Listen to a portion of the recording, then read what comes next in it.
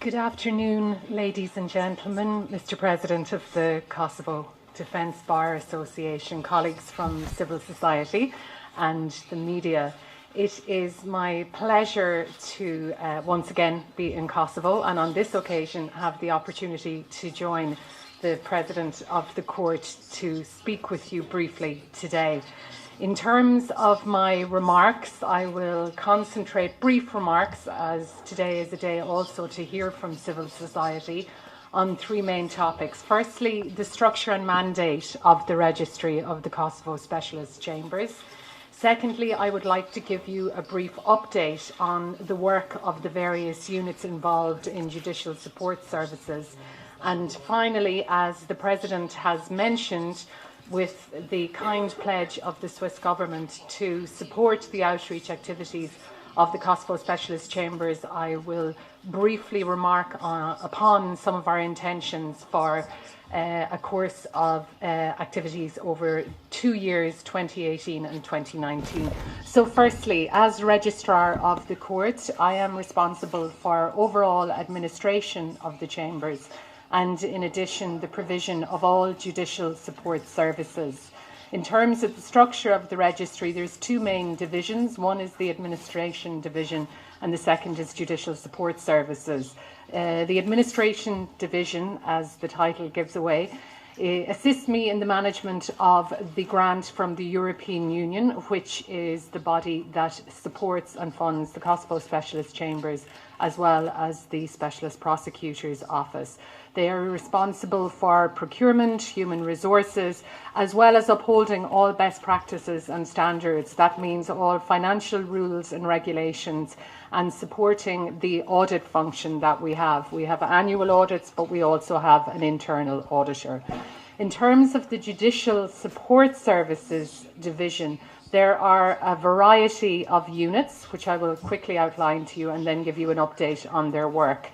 In my Judicial Services division, I have a Defence Office, I have a Victims Participation Unit, I have a Court Management Unit, I have a Witness and Victim Support Department, I have a Detention Unit, I have Language Services, I have, although it will function independently, the Ombudsperson's Office of the Kosovo Specialist Chambers, and last but not least, and certainly with our guests here today, very relevant, is the Public Information and Outreach Unit, which is headed by a person you all know, Avis.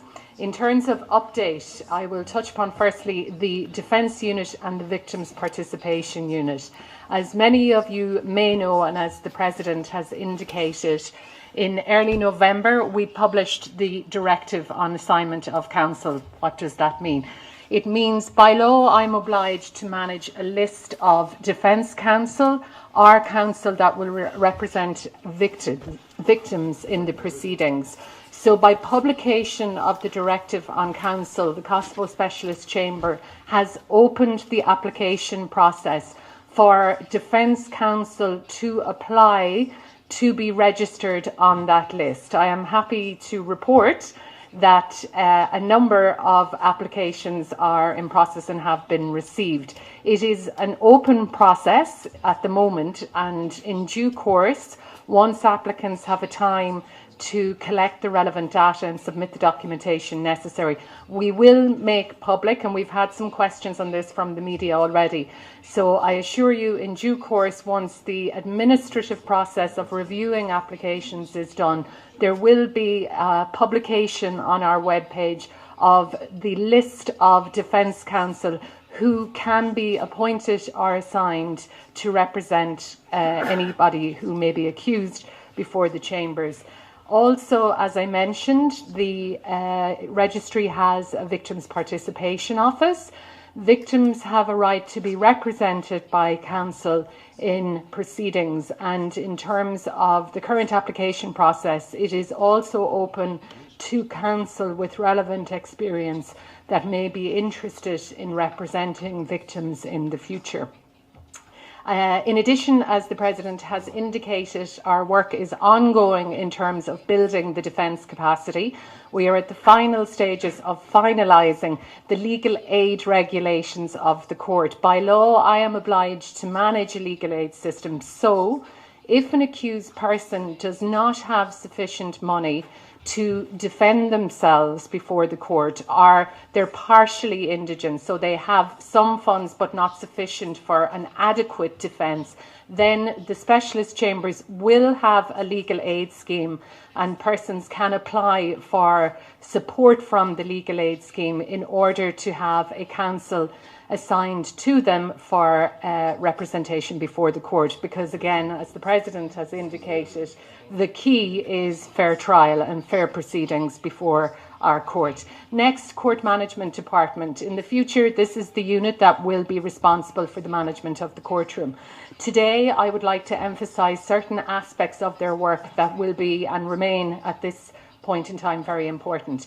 As the President has indicated, and I think as many of you already know, we function in 3 languages. So our information sheets are published in the 3 official languages of the court. Our website is in the 3 official languages of the court, and we intend in the future to continue with publication of materials in 3 official languages, in addition to streaming of proceedings in the 3 official languages of the court.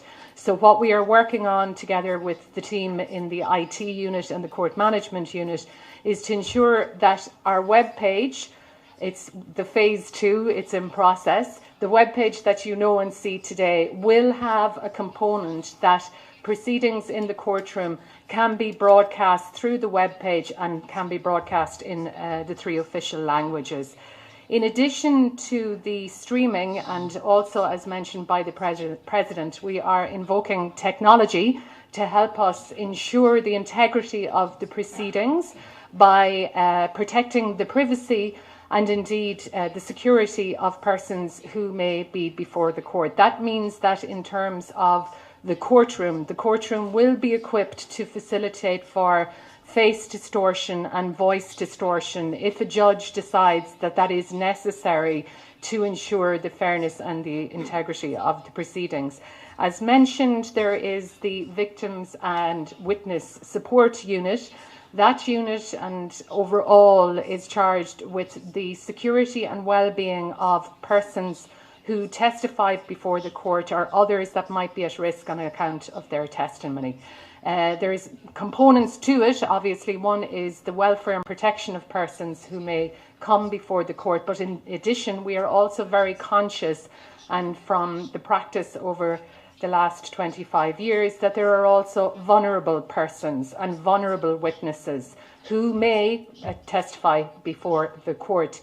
In that case, my Witness and Victim Support Unit does have qualified staff, including psychologists who have extensive experience of working with persons who have suffered serious trauma and who need to be supported through the proceedings.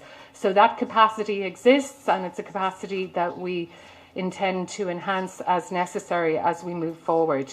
In relation to the Office of the Ombudsperson, as I mentioned, there is the Ombudsperson of the Kosovo Specialist Chamber. In a meeting before this, the President and myself had the opportunity to meet with the President of the Bar Association as well as the Kosovo Ombudsperson.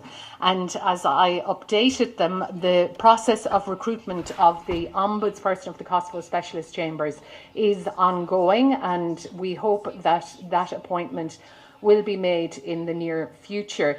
Finally, I have referred to the Public Information and Outreach Unit. So by way of closing today, I would like to touch upon the future activities in the field of public information and outreach, whilst I have the opportunity to speak directly to civil society and the media. As noted with the kind pledge of the Swiss government.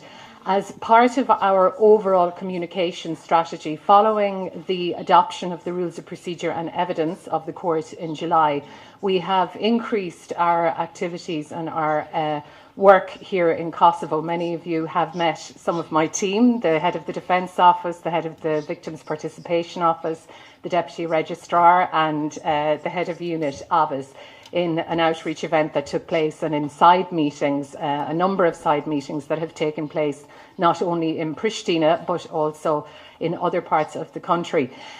Over the next 2 years, we intend to considerably increase our work here in Kosovo in terms of ensuring transparent transmission of information about the work of the court, about what is going on in the court, but also, as Avis has indicated, a core principle of our outreach programme is two-way communication, i.e. it's not just for us to speak to you, we want to hear from you.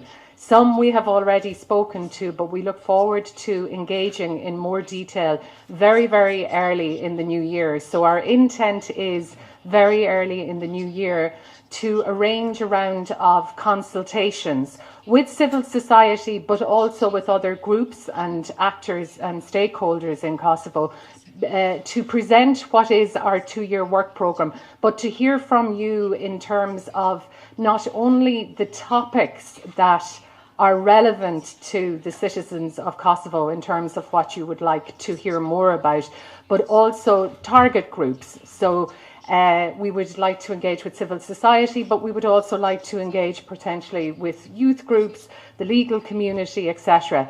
But as I said, that is something that is firmly on our agenda, and we look forward to seeing you early in the new year so that we can commence our round of consultations in terms of the programme of activities and work for the 2 years that lie ahead. So on that note, I will complete my remarks, and I look forward to hearing from you and also answering any questions that you may have. Thank you very much for your time today.